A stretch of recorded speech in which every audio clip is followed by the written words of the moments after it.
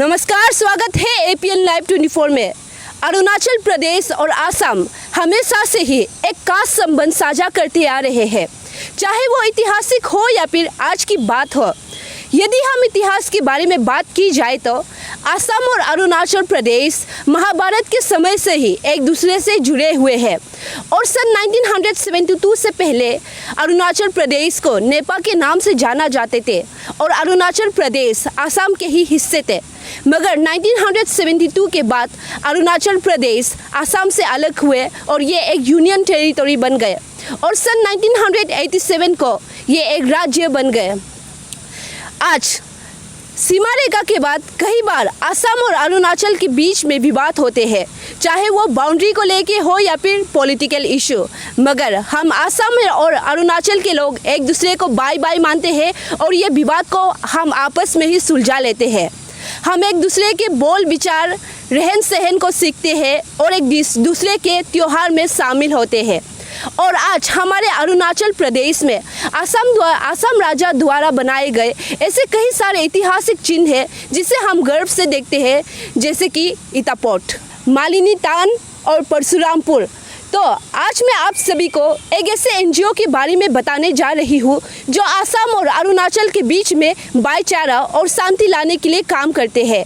ये एनजीओ का नाम है Assam Arunachal socio cultural and economic development organisation.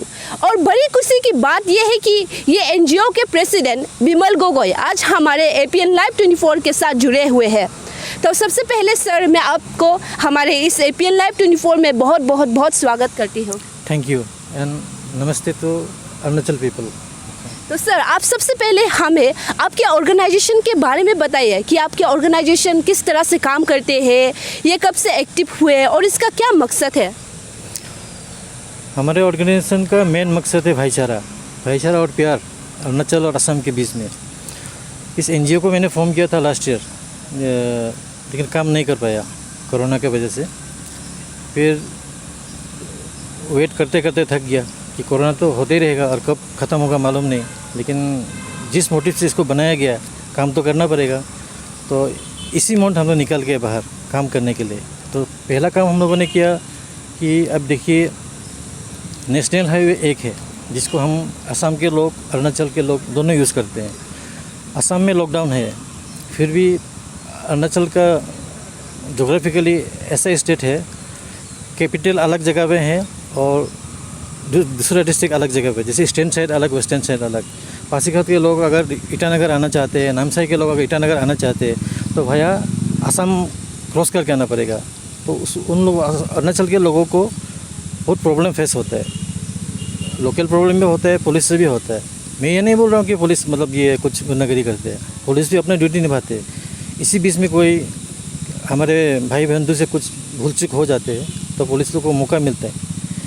तो 2-4 लोगों ने मेरे को फ़ोन किया था कि ऐसा प्रॉब्लम है, तो मैंने सोचा कि नहीं 2-4 से क्या होगा, अभी पब्लिक के सामने आना पड़ेगा। एनजीओ तो खोला है तो पब्लिक को मालूम चलने पड़ेगा कि हम लोग कुछ काम कर रहे हैं। आप जितना भी अच्छा डांस करो, जितना भी अच्छा गाना गाओ, घर के अंदर आपको लोग पहचानते नहीं हैं। आप जब बाहर जाके अपना प्रतिभा को दिखाओगे, किसी कंपटीशन में जाओगे तो आपको लोग रिकॉग्नाइज़ करेंगे कि हाँ ये अच्छा सिंगर है, ये अच्छा डांसर है। तो इसी तरह से मैंने भी फेसबुक में अपलोड किया कि अरुणाचल के जो भाई बंधु है कुछ तकलीफ़ है तो मेरे को डायरेक्ट कांटेक्ट करो। मैं भी असम के पुलिस लोगों से बात किया कि देखो एक ही हाईवे है, हर कोई यूज़ करता है। स्पेशली जब लॉकडाउन है तो आसाम के जो लोकल, जैसे लखीमपुर डिस्ट्रिक्ट हो गया, आप लखीमपुर डिस्ट्रिक्ट के लोकल गाड़ी को ज़्यादा चार्ज करो कि लॉकडाउन के टाइम में हम लोग लोकल आदमी हो, कहाँ घूम रहे हो, इससे आपका कोरोना फैलेगा।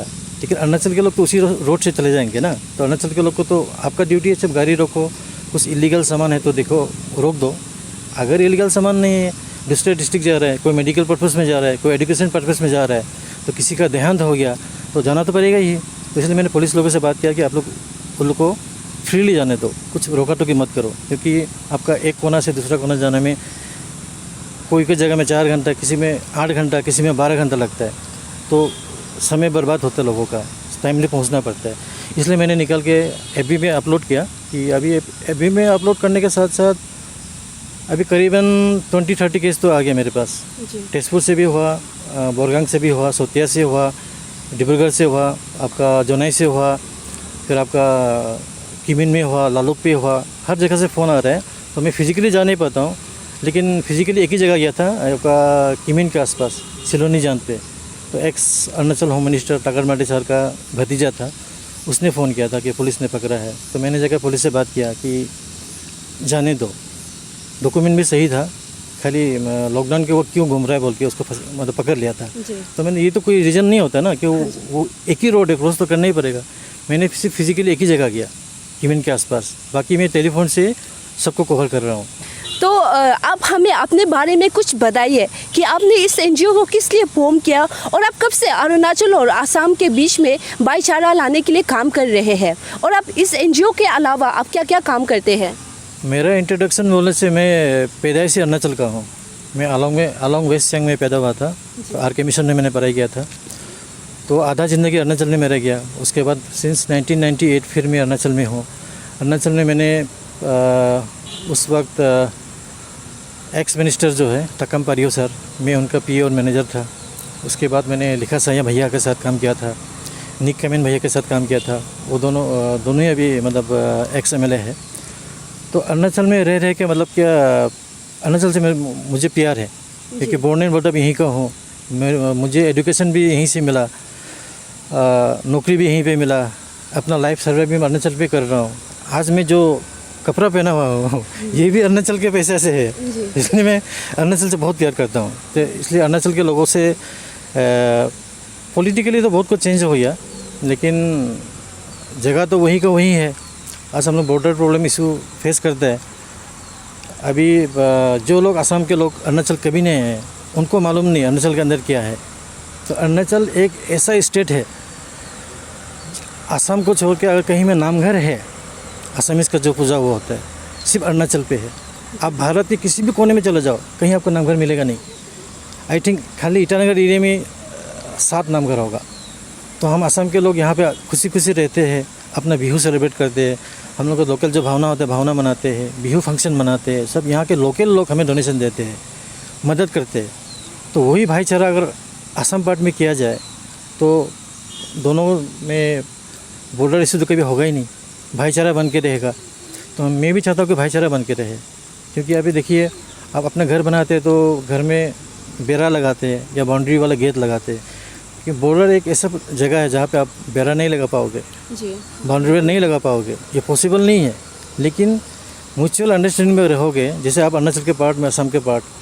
छोटा सा एग्जाम्पल लूँगा, ये मतलब हंसी का मत, किसी लड़का को लड़की से प्यार हो गया तो जस्ट मुंह से बोला जाता है कि आई लव यू। लड़की भी एक्सेप्ट करता है तो आई लव यू। दोनों में ऐसा प्यार होता है कि शादी होके सारा ज़िंदगी बिता देता है। लेकिन अगर थोड़ा सा भूल चूक हो जाए, आई हेट टू बोल रहे हैं तो दोनों का लाइफ ख़त्म। लेकिन कहीं तो एग्रीमेंट तो नहीं करते ना प्यार करने के लिए, दिल से दिल मिलता है। ठीक इसी तरह अरुणाचल के लोग और असम के लोगों का दिल मिला रहे तो वही आई लव यू वाला पॉलिसी चलना चाहिए। तो दोनों में प्यार रहेगा और एकता रहेगा, तो कभी ये बॉर्डर इशू भी नहीं होगा और हम सब मिल के रह पाएंगे। ओके। तो आप इस एनजीओ के अलावा आप क्या क्या काम करते हैं? फ़िलहाल तो एनजीओ वो कर रहा हूँ, जैसे अभी फ्लड विक्टिम है, अभी फ्लड विक्टिम को रेशन कोई जगह पे रेशन पहुँचाया। उसके बाद आपका सैनिटाइज़र, उसका मास्क जहाँ जहाँ मतलब देना चाहिए, और अवेयरनेस कैंप कर रहा हूँ, लोगों को बता रहा हूँ कि आपका कोरोना से कैसे बचना चाहिए। अभी फिर अगला प्लानिंग भी कर रहा हूँ कि कोई जगह पे वैक्सीन नहीं पहुँचा है तो गवर्नमेंट के साथ टाई अप करके किसी इंटीरियर प्लेस में वैक्सीनेशन का कैंप बनाऊंगा उससे।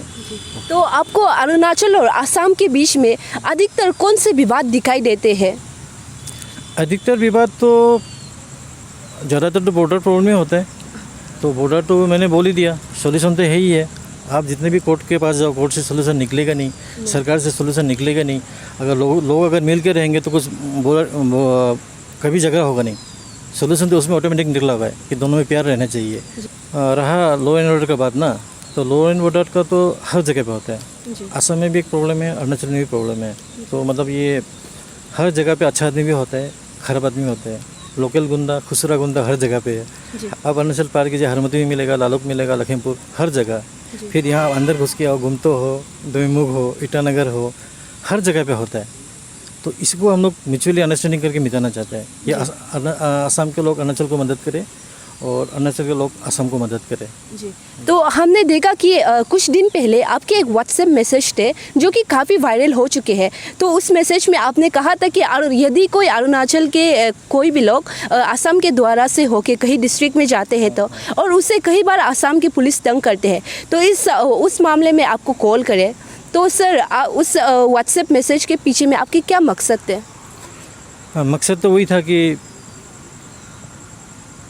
सुरक्षा से अरुणाचल के लोग असम को पार करके जाए, क्योंकि मैंने खुद देखा अपने आंखों से। उस वक्त मेरे पास पावर भी नहीं था, मतलब ये मैन पावर भी नहीं था और ख़ुद का पावर भी नहीं था। अब तो मैन पावर भी है, तो इसलिए मैं अभी काम कर सकता हूँ। लखीमपुर बैठ के भी मैं ऑल असम कवर कर रहा हूँ सिर्फ टेलीफोन से। तो इसलिए मैंने फेसबुक में अपलोड किया ताकि लोगों को मालूम चले, क्योंकि वो असम के बीच में फंस जाए तो किसको वो मदद मांगेगा। मदद मांगने के लिए तो कोई होना चाहिए ना। तो मैं तो बचपन से अरुणाचल में हूँ, तो अरुणाचल के लोगों के लिए कुछ करना चाहता हूँ, तो इसलिए मैंने फेसबुक पे अपलोड किया। तो जो व्हाट्सएप फेसबुक दोनों में वायरल हो गया। जी, तो सर आपको ऐसे कितने सारे केसेस मिले? अभी तक 22। जी सर, तो आपने उनमें से कितने सारे केसेस को सुलझाया? आउट ऑफ 22 पूरा 22 सुलझा। सर ये तो बहुत ही अच्छी बात है।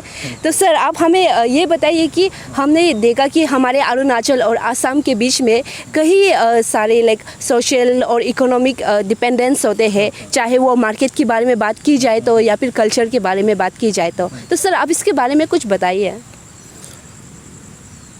अब तो ये आपका हिस्ट्री टाइम में देखने से भी दोनों एक दूसरे पर डिपेंडेंट हैं। अहोम राजा का टाइम में पोसा सिस्टम चलते थे ना, अब तो पोसा नहीं है, फिर भी इनडायरेक्टली पोसा सिस्टम ही चल रहा है। क्योंकि मैंने पहले ही बताया कि नेशनल हाईवे एक ही है। अरुणाचल के लिए जितने भी मतलब बाहर से सामान आते हैं असम रूट से आना पड़ता है। अगर असम एक बार बंद हो जाए तो अरुणाचल में तकलीफ हो जाता है, भले ही पेट्रोल डीजल हो, राशन हो, कुछ भी सामान हो, यहाँ लोगों को तकलीफ होता है। तो असम बंद होने से भी एटलीस्ट अरुणाचल के लोगों को देख के मतलब एक पट खुला देना चाहिए। हमारे वहाँ बंद रहे लेकिन यहाँ खुला रहे, ये तक होना चाहिए।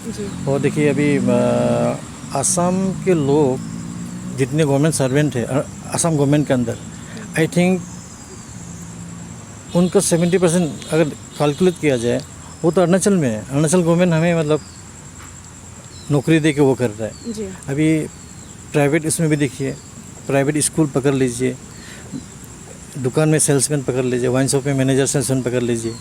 आपका यहाँ पे जितने भी कॉन्ट्रैक्टर है, डायरेक्टर है, बिजनेसमैन है, पॉलिटिशियन है, सबके घर में आपको असमीज मिलेगा। कोई अकाउंटेंट है, कोई ड्राइवर है, कोई मैनेजर है, कोई उसका पीए है। तो असम के लोग भी यहाँ नौकरी करके मतलब गवर्नमेंट जॉब नहीं, प्राइवेटली करके भी अपने परिवार चला रहे हैं। तो अरुणाचल के लोग भी हमारे ऊपर डिपेंडेंट है, क्योंकि हम यहाँ काम करने के लिए आते हैं, काम करके अपना परिवार वहाँ चला रहे हैं। तो अरुणाचल को भी मदद मिलता है हमसे, तो हमें भी मदद मिलता है अरुणाचल से। तो आने वाले दिनों में आपके एनजीओ ऐसे क्या क्या प्रोग्राम इनिशिएट करने के लिए सोच रहा है जिससे कि अरुणाचल और आसाम के बीच में कम्युनल हार्मनी हो? मेरा मेन मोटिव तो ये था, आपने जो सवाल किया ना, तो मैं सोच ही रहा था कि आप कब पूछोगे। तो मेरा मेन प्लानिंग है, अभी तो कोविड चल रहा है, नहीं कर पा रहा है, लेकिन कोविड ख़त्म होने के बाद तो अरुणाचल में जितनी भी जनजाति है, आपका निशी बोलो, आदि बोलो, गालो बोलो, मनपा बोलो, मैं सबका नाम तो नहीं ले सक रहा हूँ, फिर भी बोलो जितनी भी जनजाति है सबको मैं असम में इन्वाइट करूँगा। अपना ट्रेडिशनल डांस, ट्रेडिशनल सॉन्ग्स, अपना लोकल ऑर्नामेंट सब कुछ असम में जाके लोग दिखाए मतलब। फिर असम के लोग भी, असम में भी हमारे बहुत सारे है। मैं खुद अहोम हूँ, अहोम के बाद सोनवाल कचरी आ गया, मिसिंग आ गया, बोरो कचरी आ गया, राभा लोग आ गए, सुतिया लोग आ गए। तो हर कोई अपना ट्रेडिशन वो करके मतलब कल्चरल एक्सचेंज करके दोनों के बीच में एक भाईचारा बढ़े, ज़रा स्ट्रॉन्ग हो, ये मैं प्लानिंग कर रहा हूँ। तो असम के भी कोई पॉलिटिकल लीडर से भी मैंने बात किया, मेरे लोग से सपोर्ट में है। तो अरुणाचल से भी अभी बात शुरू करने जा रहा हूँ, क्योंकि स्पेशली जो बॉर्डर एरिया के एमएलए है जो असम के साथ टच है, जैसे आपका भालुकपोंग हो गया, शेजुसा हो गया, दोईमुख एमएलए तो सबसे कंट्रोवर्शियल वाला है। तारासो भी यहीं पे है, काकोई भी यहीं पे है, बालीजान भी यहीं पे है, किमिन भी यहीं पे है। तो उसके बाद फिर आगे जाके लिकाबाली, देन आपका नारी कोयो, चलते जाऊंगा, लास्ट आपका कानूबारी तक पहुंचेगा। Both Assam part and Assam Arunachal part से पॉलिटिशियन से पब्लिक से बात करके इसको मैं ऑर्गेनाइज करना चाहता हूँ। जी, तो ठीक है सर, आप हमें ये बताइए कि आपकी ऑर्गेनाइजेशन आने वाले दिनों में इसको किस तरह से एक्सपांड करेंगे? क्या ये आसाम लोगों के लिए ही सिर्फ है या फिर इसमें अरुणाचल के लोग भी ज्वाइन कर सकते हैं? और आप हमें ये भी बताइए कि यदि कोई व्यक्ति को आपकी ऑर्गेनाइजेशन में ज्वाइन करना हो तो वो किस तरह से ज्वाइन करेंगे और आपको किस तरह से कॉन्टेक्ट करेंगे? ये मेरा जो ऑर्गेनाइजेशन है ये vote for Assam and Arunachal, इसका नाम ही दिया गया असम अरुणाचल।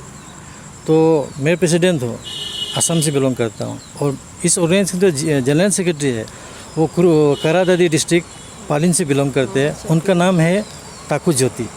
तो हम दोनों अच्छे दोस्त भी हैं। दोनों ने मिलकर तय किया था कि दोनों स्टेट के लिए कुछ करना चाहिए। तो अभी एक्सपांड करने के लिए मैं सोच रहा हूँ कि अरुणाचल पे जो ताकू ज्योति भाई है उनको बोल के और थोड़ा मेंबरशिप यहाँ बनाना पड़ेगा।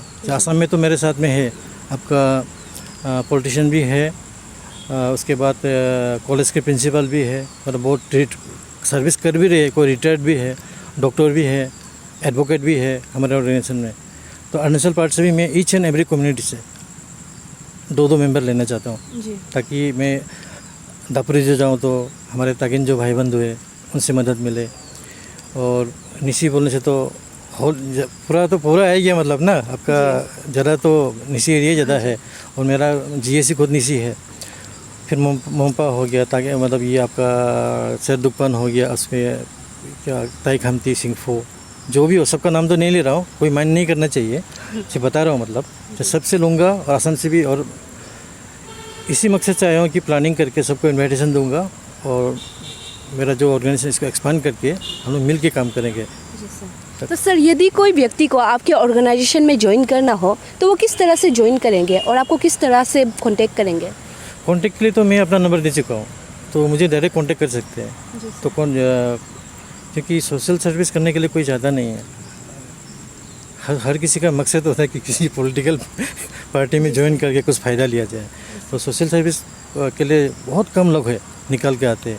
जैसे यहाँ पे सोशल सर्विस कर रहा है मेरा एक जान पहचान का भाई है, भाई गादी, तो सोशल सर्विस कर रहा है। तो उस तरह के लोग यहाँ पे कम है सोशल सर्विस करने वाले।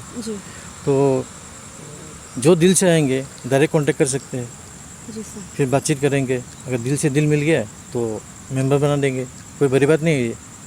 ओके। तो आपके ऑर्गेनाइजेशन क्या ये सोशल मीडिया में है, जैसे कि फेसबुक में या फिर इंस्टा में इसका कोई पर्टिकुलर पेज या फिर कोई वेबसाइट? नहीं, अभी तक तो किया नहीं, लेकिन कमिंग वीक को हम लोग कर देंगे ये। जी, तो आप कब तक बनाएंगे इसे? कमिंग वीक तो हो जाएगा, नेक्स्ट वीक को हो जाएगा। आपको मतलब ये नेट पे सब कुछ डिटेल्स मिल जाएगा आपको। जी, तो ठीक है, आपका बहुत बहुत बहुत धन्यवाद हमारे APN लाइव 24 के साथ जुड़ने के लिए। और आशा करती हूँ कि आने वाले दिनों में आपके ऑर्गेनाइजेशन और अच्छे से काम करेंगे, ताकि हम अरुणाचल और आसाम के बीच में और भाईचारा लाए और इसके बीच में म्यूचुअल अंडरस्टैंडिंग भी हो। धन्यवाद फिर एक बार हमारे चैनल के साथ जुड़ने के लिए। तो इसी के साथ मैं आप सभी से अलविदा लेते हुए मैं ओइन कोम्बो रिपोर्टिंग कर रही हूँ APN लाइव 24।